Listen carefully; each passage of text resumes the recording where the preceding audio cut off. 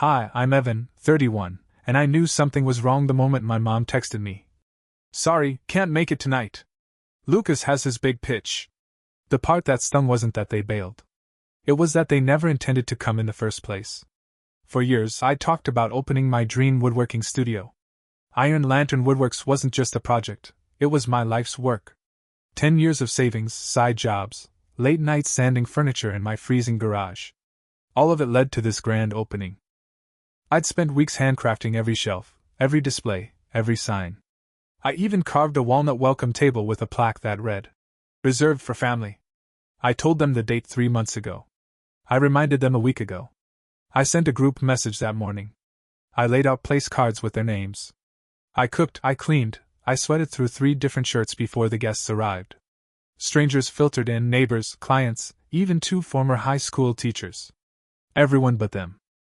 The final punch came at 7:43 p.m. I was adjusting the lights above the main workbench when I got the photo. My parents, my brother Lucas, even my aunt, all of them smiling in a group selfie. Caption: Real celebrations happen here. It was taken at some bowling alley across town. Neon lights, pitchers of beer, Lucas in the center holding up a laminated sign that read, "Startup Night, meet the visionaries." I just stood there, staring at it. Not angry. Not sad. Numb. Like someone had unplugged something in me and walked away whistling. I turned to the family table. Still perfectly set, still untouched. And that's when I picked up the plaque. It was smooth. Solid. Walnut. I made it to last forever. I snapped it in half without blinking. Then I made a decision. The kind that slices clean and doesn't leave room for regret. And the wildest part? They still have no idea what's coming next. The morning after the opening, I opened the studio early. Not because I had appointments, but because I needed to move. Sitting still felt like rust. I walked through the space, sweeping sawdust into clean lines, wiping down surfaces already spotless. Each movement was automatic, meditative. But underneath it all, something sharp had taken root in my chest. Not bitterness. Not grief. Clarity. At 10:12 a.m. my phone rang. Mom flashed across the screen. I let it ring. Then, Dad. Then, Lucas.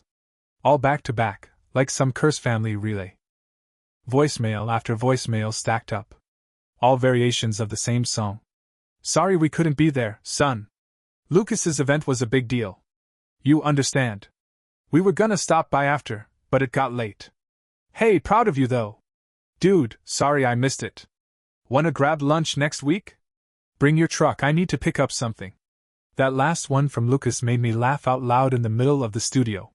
Not a fun laugh, a dry, exhausted one. Like my body needed a sound to match the absurdity. They had no clue. No clue that I wasn't just disappointed, I was done. Done financing Lucas's ideas.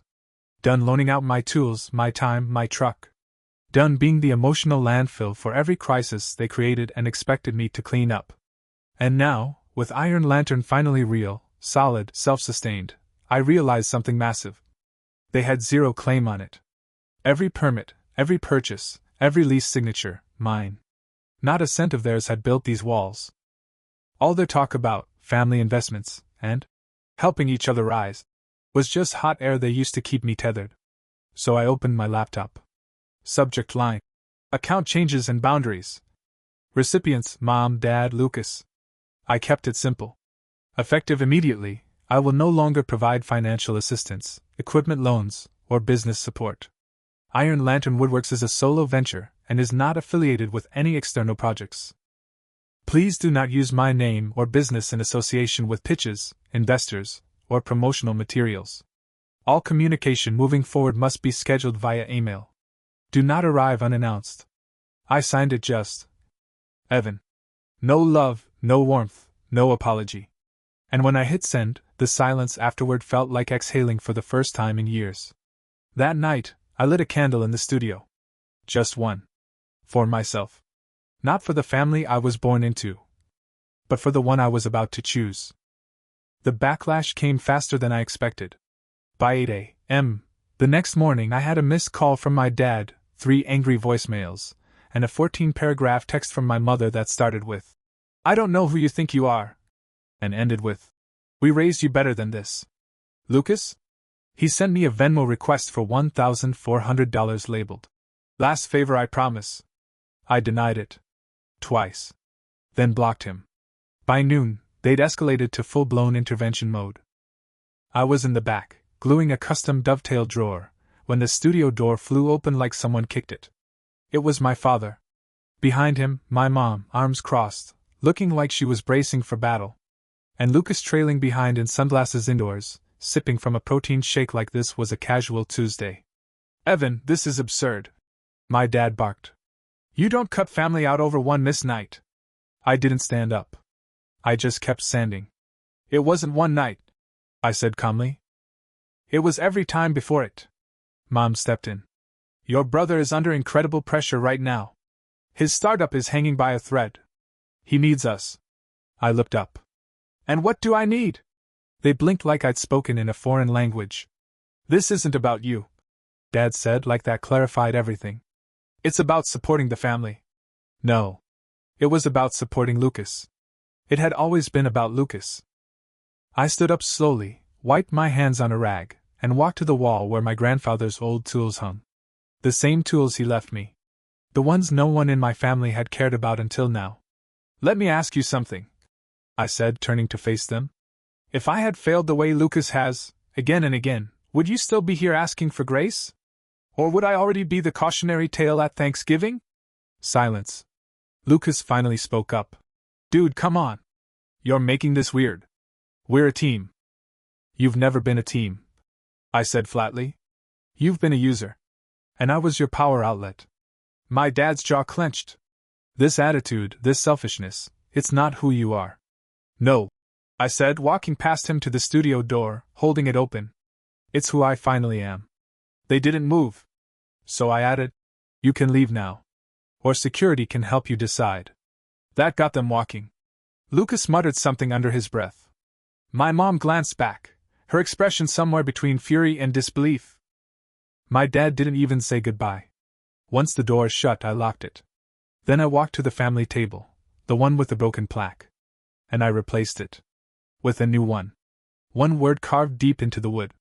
Mine. I thought that would be the end of it. That after the confrontation, they'd crawl back to their chaos and I'd finally have peace. I underestimated their talent for escalation. It started with Lucas. Of course. 3 days later, I got a Google alert. Yes, I set one up for him years ago out of pure survival instinct, and there it was. Lucas Grayson announces new startup, Family Craft. Subtitle: Bridging Tradition with Tech, from one generation to the next. The website? Sloppy. Stock photos of workshops, buzzwords like handcrafted synergy and legacy innovation. But the real kicker? The press release. In bold font. Family Craft is inspired by my late grandfather's woodworking legacy and fueled by support from a tight-knit family of builders and dreamers. Tight-knit. Support. Legacy. He used my story, our story, as marketing. And it got worse. A promotional video popped up the next day. Lucas in a pristine flannel shirt that had definitely never seen sawdust, standing in front of some borrowed workbench. He pointed to a piece of mass-produced IKEA garbage and said, "This is what real craftsmanship looks like. It's about more than wood. It's about family."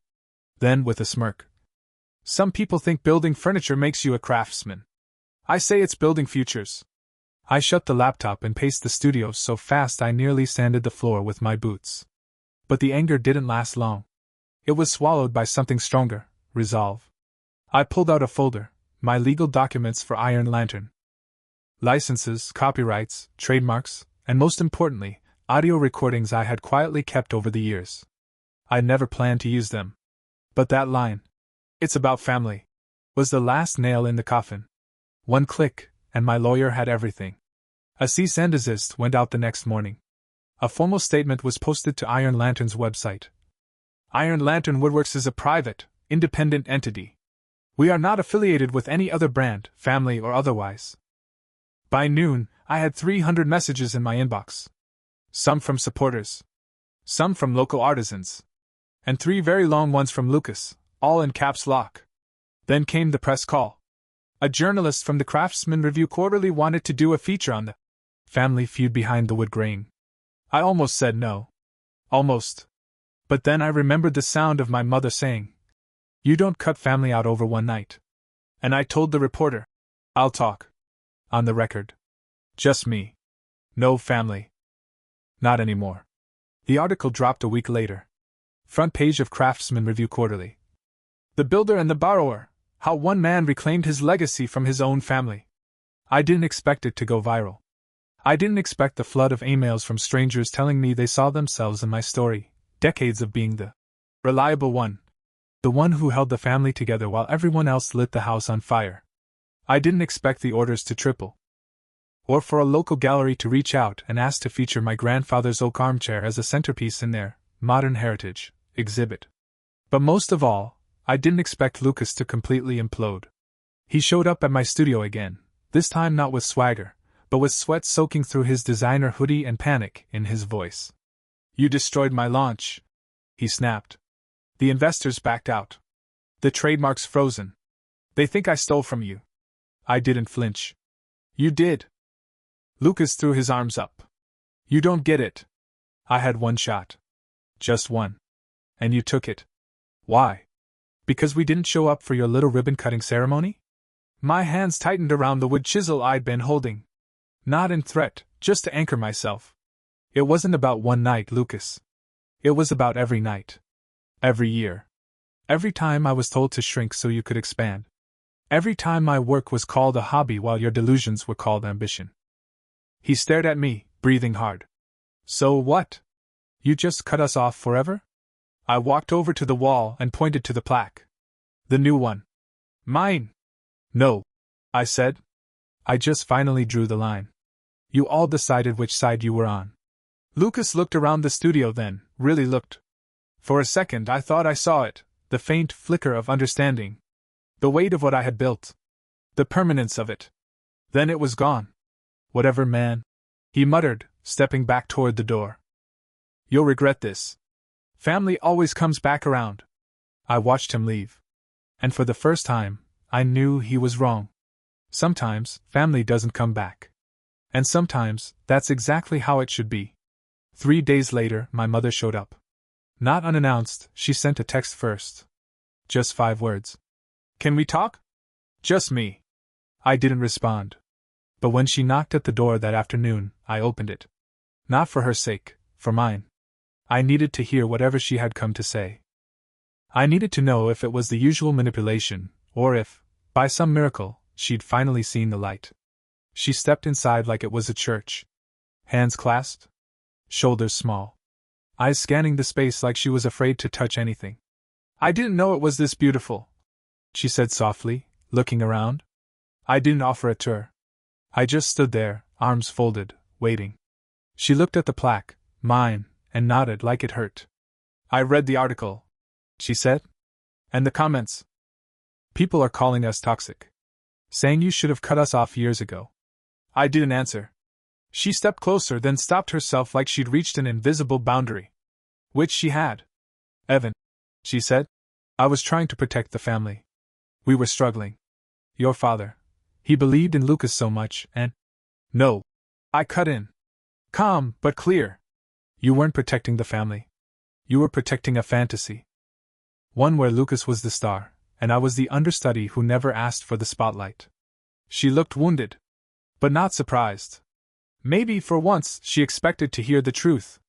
"I know we didn't show up for you," she said quietly. "And I know that wasn't the first time.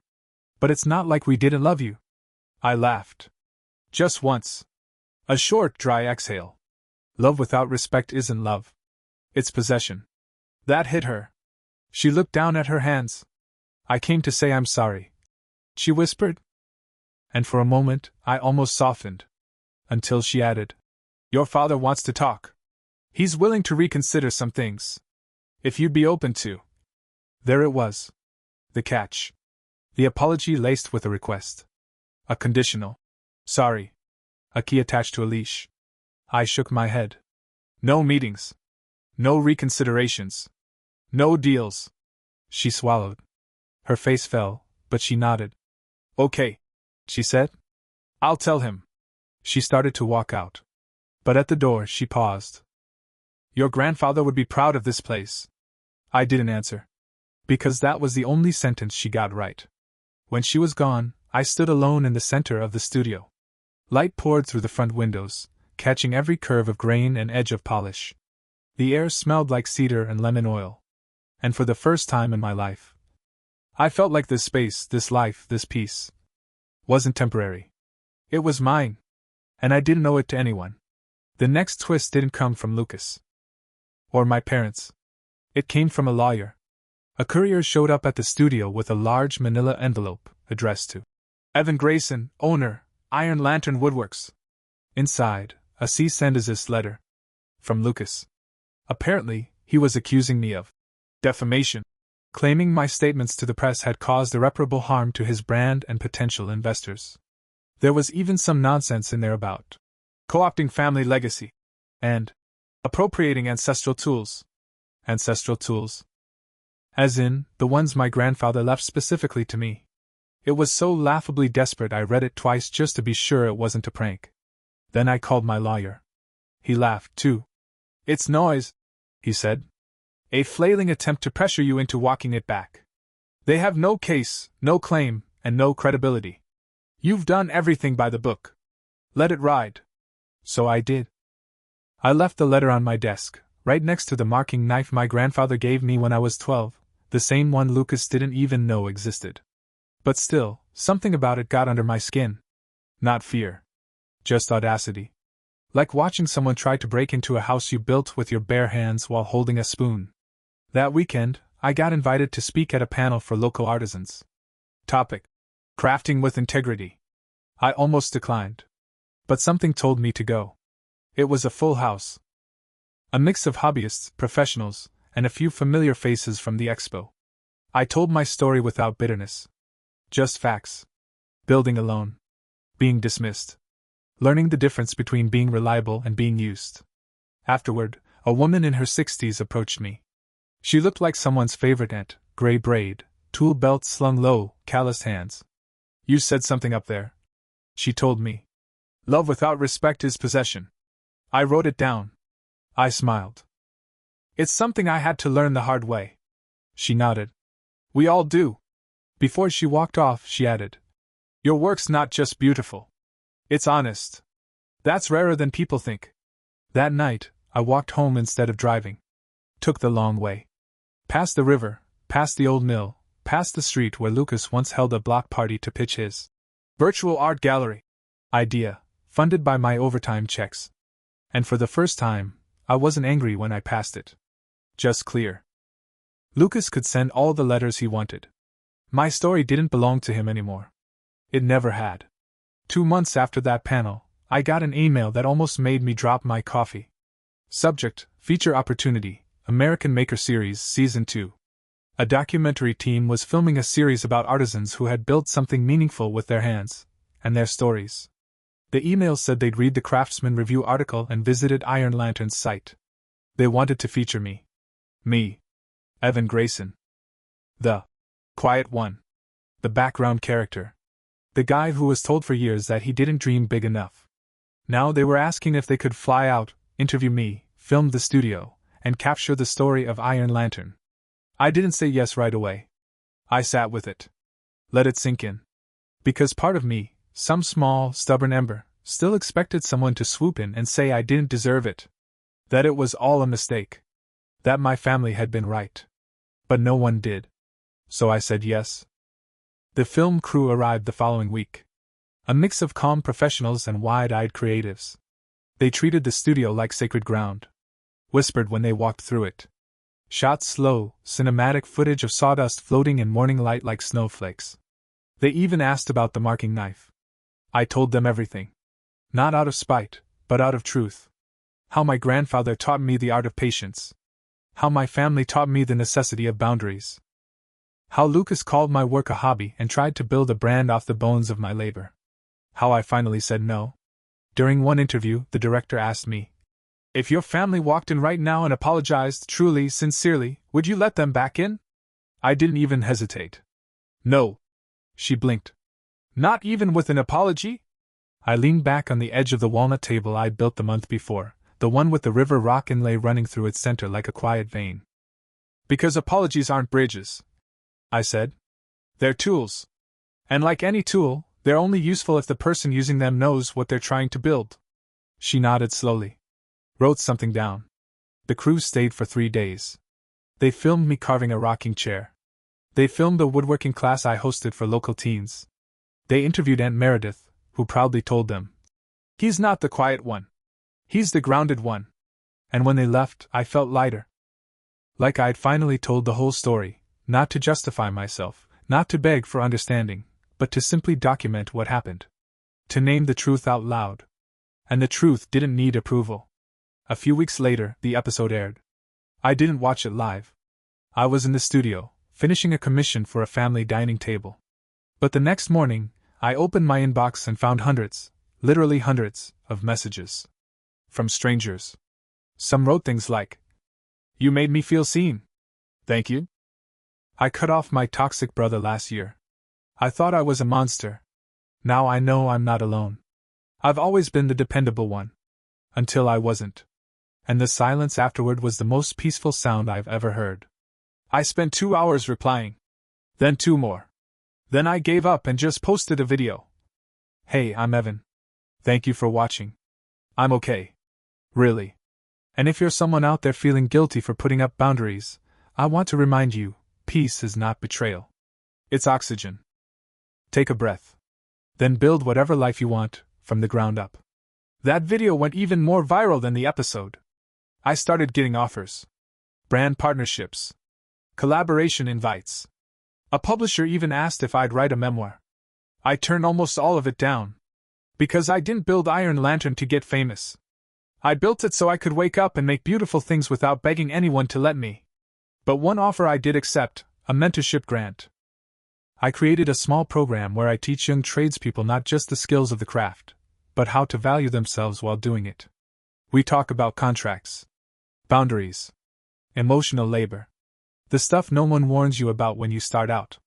And the studio? It thrives. We expanded into the back lot. Hired 2 apprentices. Commissioned by 3 restaurants to design their interiors. Every so often, I find myself standing in the shop, the light hitting just right, the smell of linseed oil and pine thick in the air, and I remember that night. The one where they didn't show up. The night I snapped the plaque in half. And instead of pain, I feel gratitude. Because if they had shown up, if they'd clapped politely, eaten the snacks, posed for pictures, it might have kept me on the leash a little longer. It might have been just enough to keep the fantasy alive. Instead, their absence set me free. A year after the opening, I hosted a celebration. Not an anniversary party, exactly. More like a milestone. I called it the Builder's Table. We invited clients, apprentices, fellow artisans, and a few friends I'd made through the community. We served food on the tables I'd made. We lit candles in holders carved from the first scraps I ever cut. And at the center of the studio, I set one table. Just one. Made from the last plank of oak my grandfather had stored in his garage before he passed. I didn't put a plaque on it. No name cards. No reserved signs. Just a candle, flickering in the stillness. A table for whoever needed a seat.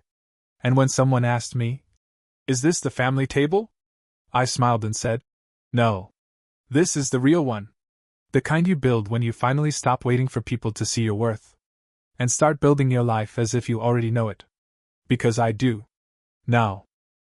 And I'm never going back." 6 months after the Builder's Table, I got a letter. A real one. Paper, envelope, handwritten. No return address, but the handwriting was familiar. Slanted, rushed, a little arrogant in its loops. It was from Lucas. I didn't open it right away. I left it sitting on the workbench next to a fresh-cut piece of ashwood, daring me to decide what it meant. After a day and a half, curiosity won. It started with, "I don't expect you to read this. And I definitely don't expect you to forgive me." Well, off to a decent start. He rambled for a while. Apologized, kind of. Explained, definitely. Said he wasn't doing great. That most of his contacts had dried up, his credit was shot, and our parents were in a weird state of denial. Pretending none of it happened. He wrote, You weren't just the only one who ever helped me. You were the only one who ever told me the truth. I hated it then. I kind of admire it now. And then this line, the one that actually stopped me mid-breath. I used to think your life was small. All that sanding and measuring and quiet. But it turns out your quiet was stronger than any noise I ever made. That line?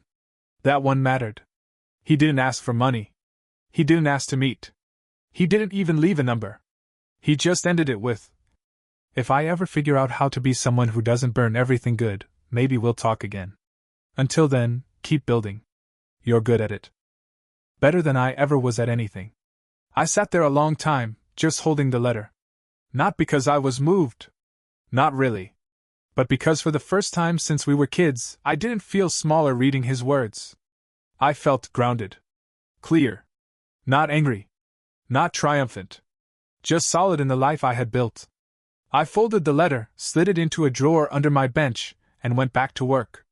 There was a new table to build. A couple from Vermont had commissioned it after watching the docuseries. They said they'd been married for 35 years, had weathered more storms than most people see in a lifetime, and wanted something permanent. Not flashy. Just real. I knew exactly what they meant. So I picked out a piece of maple, ran my hand across the grain, and whispered the same words I always say when I start something new. Let's make this honest. Because that's what I build now. Not just furniture. Not just a business. But a life rooted in truth. Quiet. Steady. Mine.